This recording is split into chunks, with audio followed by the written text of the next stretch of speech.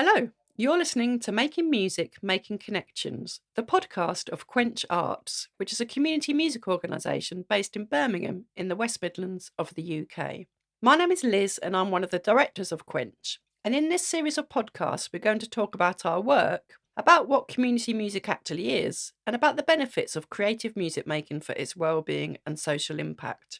You'll hear more about our work, particularly in the mental health sector and in working with neurodivergent children and adults, and about how we can all be more inclusive in our practice and spaces. We'll also talk about what we're doing to support and develop our local music leader workforce and their wellbeing. You'll get to hear from some of our practitioners, our partners, and beneficiaries about their experiences in learning, and you'll get to listen to some of the amazing original music that's been created on our projects. Hi, I'm Nick, the other director of Quench Arts, and I'll be co hosting this podcast with Liz.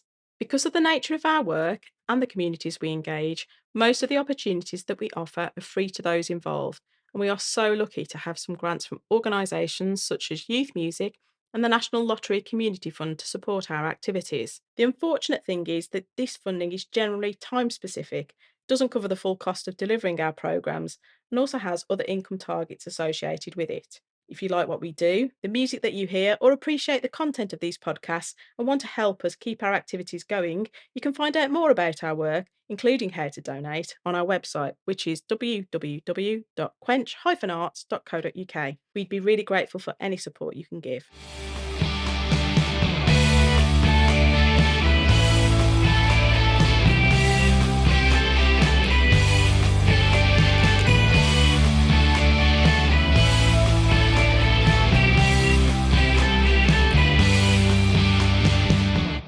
Hello. In the last episode, we introduced some of our team and attempted to define the term community music. In this episode, we're going to continue that conversation with four of our music leaders, Katie, James, Paul, and Holly, and talk about the wider benefits of music making to give a flavour of the type of impact that we have through our work. So, all four of you have been involved in helping to facilitate our projects with our participants. I think it could be really helpful to give listeners a flavour of how our sessions can be beneficial beyond developing people's musical skills, which is kind of really a given. So, without naming names, perhaps you could all talk about some examples of where you've seen firsthand the wider benefits of creative music making. Katie, shall we come to you first? Oh, wow, that's a really big conversation. I mean, since my work with Quench, I've seen so many people kind of grow in confidence.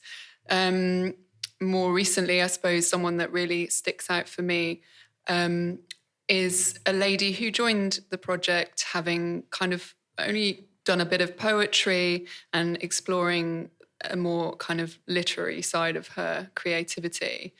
And she kind of displayed a bit of anxiety about being in groups, about coming to a new space. And over the last 2 years of working together in kind of one-to-ones and then in groups, she's absolutely blossomed and is kind of like the social centre of our women's group. And through exploring music and lyrics, she's kind of uncovered an interest in exploring herself more as well, and has recently had a diagnosis of autism. And through the diagnosis, I've seen a kind of new openness and willingness to share that with people. And what's been really nice about our group in particular is that she's forged friends with other people who have similar experiences, and they've been able to talk about their diagnosis together and kind of share how that's made them feel, and in particular share how it makes them feel in my sessions.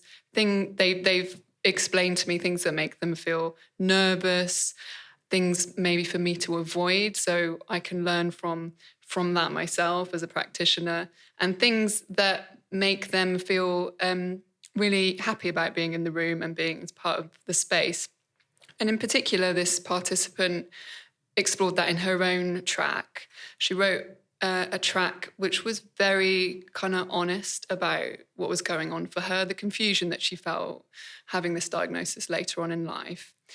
And she was, quite understandably a bit cautious about sharing it because she felt like it was very vulnerable. But with some encouragement, she was really happy to have it played at our most recent sharing gig, and she'll be hearing it live at our gig on Friday. And she reported back to me afterwards that it felt really good, and actually had some really positive feedback from audience saying how much it meant to them that she was so vulnerable.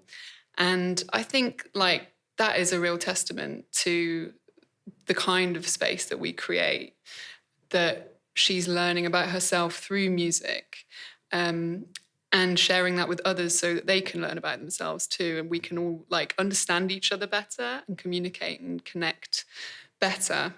So I've learned loads through that. I think she's learned a lot through it, and I'm looking forward to learning more as she goes kind of down this journey about how to support her and facilitate her well-being in my sessions better. And it's also cool because with Quench, you know, I know that there are options for her to be in spaces that feel good as well. I think we've got a new and something new starting for neurodiverse people. And I think that's a really positive kind of aspect of the work that we do, is that there's ways that people can kind of progress from perhaps like inpatient settings to settings in the community, or if they've got a particular thing that they want to explore, there's always somewhere that they can go. I was just going to say that I think that's fantastic. And this particular lady that you're talking about, what's been incredible to see her journey over a relatively short period of time is the fact that she's now stepped up to be a peer mentor on the project. And I think, you know, she surprised herself really in terms of what a great job she's done doing that and looking after other newer members on the project. And she's done really well. And actually she said herself that actually supporting someone else has actually helped her own anxiety as well, which I think is incredibly positive, and obviously a lot of self-esteem's come from that role as well, and her achievement on that, which is brilliant. James, would you like to go next and tell us a little bit about somebody you've worked with? Yes, perhaps I'll go to the other end of the scale. So somebody that stands out to me, a young person on a project where people are signposted because of their mental health, has only been with us for 3 or 4 sessions. And in those 3 or 4 sessions, he hasn't changed at all. But I think that's amazing. So for some context, as well as the mental health that he suffers from, he's also got an ADHD diagnosis and really struggles for that reason to fit into school settings, to social settings, to make friends, to keep friends. He presents in a very stereotypical male ADHD way of filling every silence, speaking all the time. And that has led to lots of difficult situations and difficult scenarios, arguments with teachers at school for not concentrating. The impact that that's had on his confidence over the years has been massive, which no doubt has led to his mental health. And when he first joined us, you could see some of that nervous trepidation of how are people going to react here? What's the situation going to be in this group in comparison to at school or anywhere else? And testament to, again, as Katie said, the atmosphere and the kind of space that's created on these projects. All of the artists and all of the participants just took this guy for exactly who he was, didn't criticize anything that he was doing, didn't get upset for him interrupting their train of thought, just listened to him in the most kind and open way. And over those 3 sessions now that he's been with us, he hasn't changed apart from how he views himself, which I think is really important. So one of the things that he said in his last session, he said, I absolutely love this space. You guys are like family to me, so I would do anything for you. And he's only known us for a few weeks. And the reason that is because we treat him differently to how everybody else in his life treats him. And so therefore, his journey going forward over the next few sessions, few weeks, few months, few years, whatever, is just, I guess, similar to your experience, Katie, of him understanding himself more, but him understanding that he doesn't actually need to change, that the way that he is perfectly acceptable. People love him for it. And so he can just act however he wants to. and people are going to appreciate that about him because of his bubbly personality and an amazing skill set. So that's been a really nice thing to see, just the sort of initial first few steps with this participant.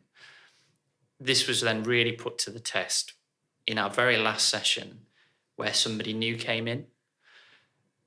You could then see how he had almost embedded the way he'd been treated over previous weeks, recognised how much of an impact it had had on him, and so immediately just tried to mirror that same behaviour to this new participant, which was so nice to see, of just seeing her, an older participant, but also had ADHD, also wanting to speak a lot, take up a lot of the space, and him taking a back seat because of that, and recognising people did this for me, I would like to do that for her.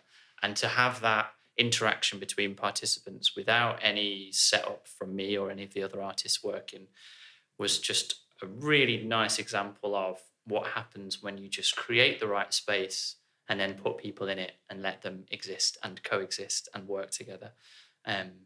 Musically, he's just got involved with everything, but socially is where he's really, really shone. So that's been a lovely thing for me to look at. Thanks, James. That's a really lovely example of like how just at the start of a project and start of engagement, things can really happen in a magical way. So thank you very much. So next, shall we hand over to Paul to give us an idea of somebody that he has worked with? Yeah, I was going to come in there as well, because I that's a nice little micro example, James, of how you can plan a project, you can deliver a project as the project leaders, but there's only so much you can offer within a session, and it really is the community that is built within within the project that then delivers so much more, at least as much benefit again. Musical Connections has been going, as you said, Katie, for more than 25 years, and from that, over that time, people have created their own friendships outside of the project, but also the culture of the project is sustained by the people who take part in the project, not just the staff. So that was a great example. And I remember that young person's first session, and it was almost like he couldn't believe that he was being accepted after his experience in school. He seemed surprised that people were just accepting him as he was, and he didn't have to adapt any of his behaviours to take part fully in the session. And what I was going to talk about was well, it's the same project that we're just talking about, but on a wavelength. But we're going to go back in time a little bit, because one of the wavelength participants, and this isn't an isolated event, it's happened before, hasn't it? Where we've met people before they've taken part in wavelength on other projects, and in this case, the project was Plug-in, which is Quench's hospital project, where we go in weekly and deliver musical activities on wards. And I met one young person on the ward, and it was in a way it was a chance meeting, because I only met them once, and then they were discharged, and I was only on that ward because the hospital was having a reshuffle, and they'd temporarily closed the ward that we'd been working on for that whole year, and moved us to just for the last few sessions of the year onto a different ward. So it was good luck, fortuitous, that I'd met this young person who was already a great musician and a wonderful person to work with. But I at the time I didn't realise. I only had one session with them, so I didn't get the chance to get to know them there and then. But what I did make sure that I did was make them aware that once they're discharged, there's also the wavelength project available for under 25s. And then if you're over 25, in fact, if you're over 18, you can join the Musical Connections project. So then she turned up one day, and fortunately she'd remembered what I'd said, made a note of of Quench, and when she was ready, she applied to join Wavelength, and it's meant that she's been able to continue making music, because these projects can sometimes be, especially in hospital situation, you can deliver sometimes short interactions with people, just because where they are with when they're in hospital, or they're not always in when you're in. So it's nice to know that then after hospital, it's not just no music, because we're going from some music to no music. This young person was able to carry on their music on the Wavelength project. And then I learned more about her as a person, and she has been on the project, being able to connect with other young people. She is able to demonstrate her incredible piano playing, which is really, really good. When I met her in the hospital, she was making up her own piano arrangements of pop songs. But on Wavelength, she was encouraged more, well, not actively encouraged, but I think she just understood from the way we recruit that we generally work with original material on the project. She took that on board fully and brought a song to her sessions, which we recorded. She didn't want to sing, so Holly, you sang it, didn't you, beautifully. Incidentally, that's one thing about a community musician. Sometimes you kind of get thrown in and you have to deliver very quickly, don't you? And you delivered 120% at least, Holly, on that song. It's such a great take.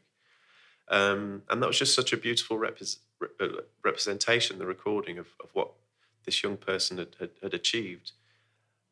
She was delighted with it. We did a live version. She got to play it on a really, really nice grand piano. The audience were delighted with it. She made her mum cry, which she took as a compliment, which is often the case. So everyone was delighted with how successful this piece of music was. But not only that, it was also utter and pure expression of emotions that the young person had been going through after losing a friend to suicide. And talking to her more, I learned that she was part of a small group of friends that she'd met in hospital, and they all provide after discharge, ongoing support to each other. And the song that she'd written and brought to Wavelength is a song for her friend, and also for the whole group of them. It's called "Please Don't Say Goodbye," and it's offering, I suppose, solidarity for people who have had difficult experiences that have left them in psychiatric hospitals. And music for her is something that she wants to use to spread that solidarity and to give support to other people. And Nick was just saying, as we were preparing for this podcast, that she wants to be a community musician. So she's gone from very much playing in isolation to joining the community, and then discovering, like I did, and I didn't realise community music was a thing until I started volunteering on a project, and now she knows it's a thing, and I'm sure will go on to support people with their music in the future as a professional.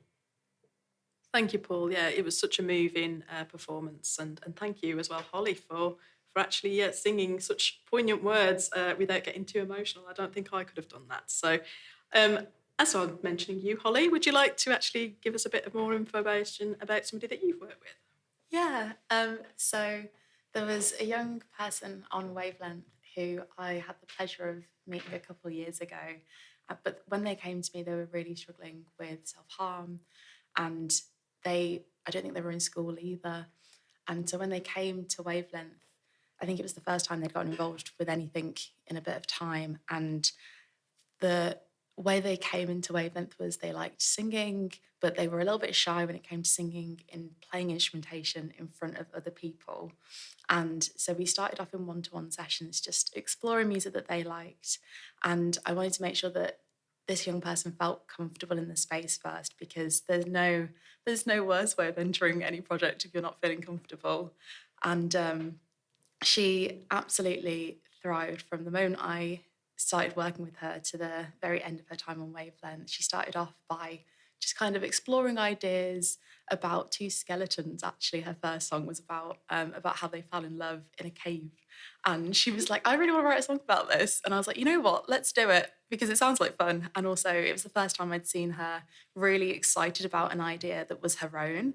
So she started off by writing lyrics, and she was like learning to play guitar in these sessions. And over the course of her one-to-one sessions, she ended up having much more confidence in her ability to sing in front of other people. And that other person was just me at the time. And her ability to learn instrumentation that wasn't just the ukulele, which was the instrument she knew previously to join in the project. And when she had finished writing this song, she started attending group sessions as well. And she started making more friendships with other people. And over time, I started to see her confidence as a person slowly grow, which was amazing. But in the group sessions as well, she started to test singing in her own way in front of other people there too. And at first, this was just like by putting her hand over her mouth, kind of like singing to herself, but in a group setting still. And then when she felt more comfortable, she started singing closer to the microphone, moving her hand away. And then it got to the point where she was actually feeling confident enough to sing alongside other people in the group, and also at our gigs that we do every year. And the transformation in that was absolutely incredible. When she was on stage, it was like watching a completely different person at times, because she was just so in the moment, and she fully believed in herself. And I think that's one thing that's incredible about Quench projects, is that you can see that at the start of the project, if they didn't believe in themselves when they started, they really have the belief in themselves and their abilities at the end. And we've been working with this young person for about 3-4 years at this point, but the very end of the project. And she, at the very end, was performing at her own gigs outside of the project. She was working on songs at college. So instead of her not attending school at all, she started to get back into college again. And I think her school actually sent us a recommendation, or a little, I don't know, what's the word? Testimonial, there we go.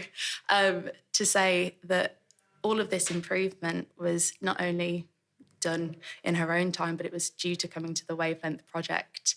And honestly, I think this is one of the most incredible journeys I've seen in a young person, starting, from the starting point of doing one-to-ones, being quite shy, but then getting to the point where they feel confident in their own artist ability and their own confidence as a person to be performing in front of people that they don't even sometimes know, like at gigs and stuff. So I think it's one of the biggest achievements. And also they're no longer self-harming as far as I know. So that really is incredible to see that progress, and I'm so proud of them. I think it's fantastic, obviously, when music can be such a positive outlet for people as well, and seeing that transformation, it makes it worthwhile for all of us. So thank you so much, all of you, for sharing your stories and the impact that we've had. Some of you find it really difficult to just choose one example, so thanks so much. We'll touch on this more in some of our later episodes, but we really hope that it's given the listeners a flavour of our work and sparked an interest in the world of community music if people didn't know about this before. We're going to finish off this episode by listening to a group track created on our Wavelength project, which is a music and wellbeing project for young people with mental health conditions. And this track is called Have You Ever Hugged a Tree? Enjoy. Bye.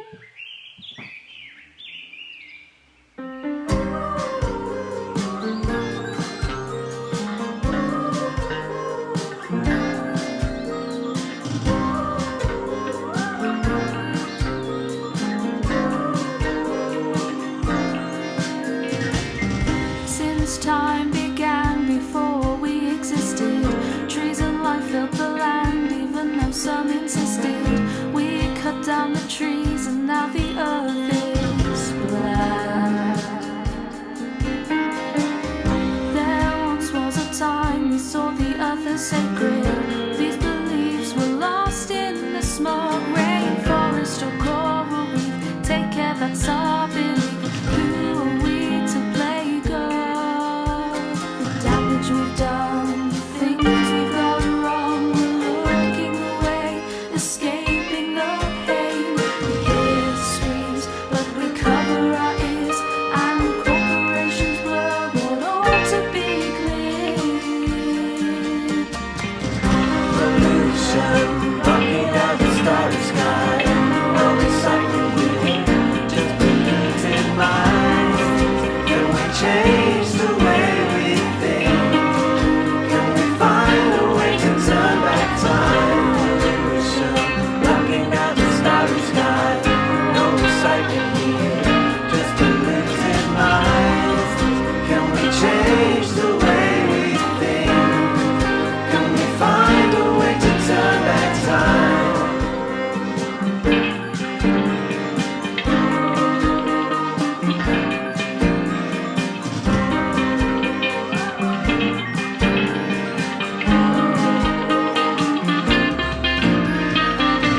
There's climbing trees to reach all the honey, men destroying forests to make their money.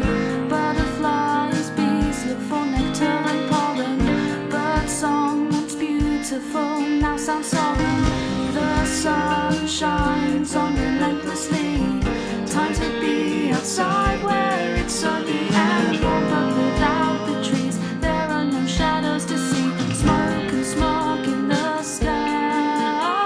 The damage we've done, the things we've got wrong, we're looking away, escaping the pain. We hear the screams, but we cover our ears, and corporations blur what ought to be clear.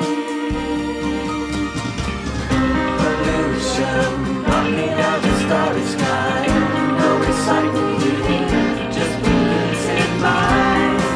Can we change the way we think? Can we find a way to turn back time? Pollution, blocking out the starry sky. No recycling here, just polluted minds. Can we change the way we think? Can we find a way to turn back time?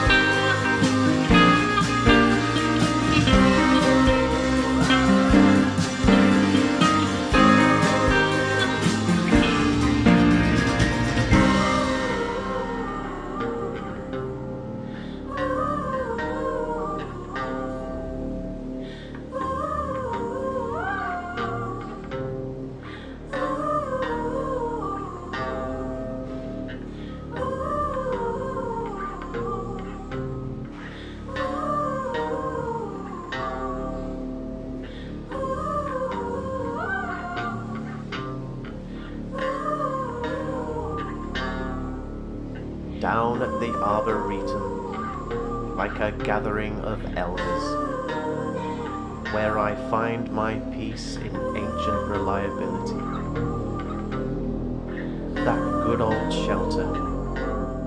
What would we do without shadows?